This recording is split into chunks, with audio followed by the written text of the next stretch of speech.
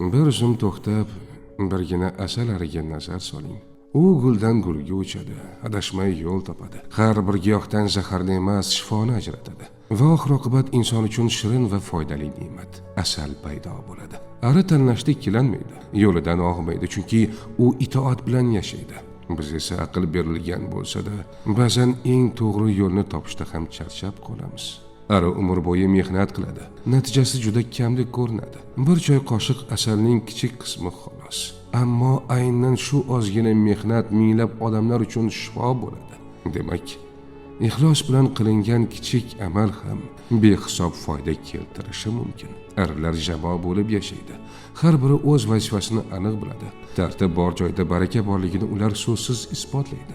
Ari yo'lni sindirmaydi, jarohatlanmaydi, foyda olib ketadi. Yaxshi inson ham bor joyida og'riq emas, naf qoldiradi. Bir lahza o'ylab ko'ring. Aqlsiz ari adashmay shifo yetkazayotgan bo'lsa, aql berilgan inson nega ba'zan yo'ldan chiqadi? Balki muammo imkoniyatda emas, yo'lni tanlashdadir.